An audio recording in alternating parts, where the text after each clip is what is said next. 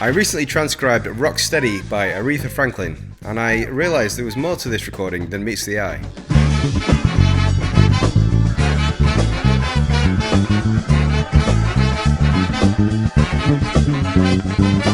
The bass player on this track was the great session musician Chuck Rainey. He's played on over 1,000 recordings and is one of the most recorded bass players of all time. In this video, I'm going to reveal 5 things that made the bass really great. In an interview with No Treble, Chuck Rainey stated that the track you actually hear is a demo recording. As much as they tried, they were never able to recreate the magic of the original recording, so what you're hearing here is one of the first playthroughs the band did. As a result of this, you can hear on the track that as Chuck Rainey is playing, that he is still trying to figure out exactly what the bass should be. And as you approach the end of the recording, you can hear that the bass settles into a more consistent groove.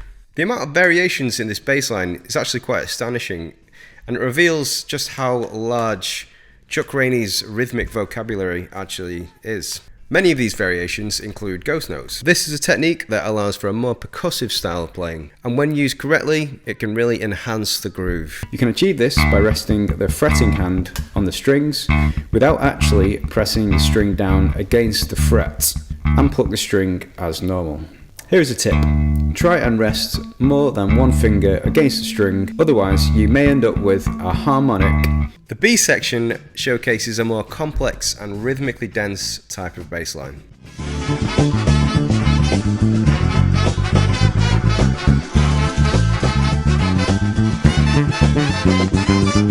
This section is made up of 16th notes, or semiquavers, reminiscent of Come On Come Over by Jaco Pastorius,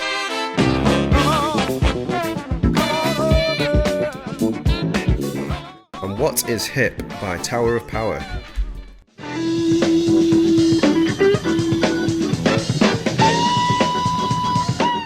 For the record, Rocksteady predates both of these tracks. So if you want your bass lines to be busier, a 16th note groove is the way forward. You can also add chromatic notes and ghost notes here as well. So in this track you'll hear a lot of chromatic notes in the bass. This is typical of funk and soul music. Yeah, you can hear it here.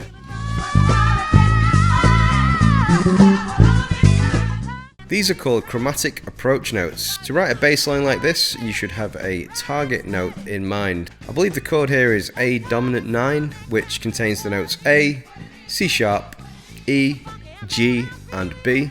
These chord tones are called the root, the third, the fifth, the flat 7, and the 9. This is because of their position in the major scale. The note he's targeting here is a G, which is a flat 7.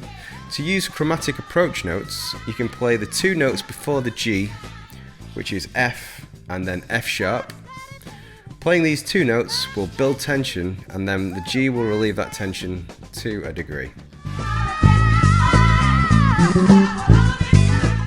Okay, I need your help on this one. So maybe I've listened to this track too many times, but I swear I can hear him playing some slap bass on occasion. So this bit is played finger style.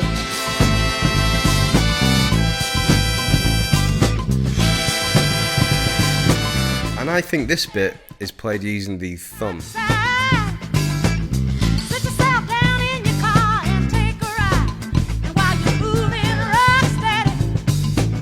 You can hear a distinct difference in the bass tone here. As it happens, we have a confirmed Chuck Rainey slap bass line to compare it to. In this interview, he explains how he played slap bass on Peg by Steely Dan. Check it out and have a listen to the isolated track. They didn't want me to slap, I think mainly because at that time, slapping was just becoming popular and it was on a lot of records. However, by me being a player, I think there are some songs that slapping sounds good. And no matter who you are, you want to keep in the fold of what's happening. Peg, that bridge there just seemed to be a slapping thing for me. They said, well, no, play with your fingers, something like that. And then you play these songs so many times that after a while I remember just turning just a little bit, either this way or this way, and putting up a partition. And they were about that high. And of course, sitting in a much lower chair. And I remember, slapping. They never knew it went down. They never knew it, except afterwards you can tell there was a difference in that bridge.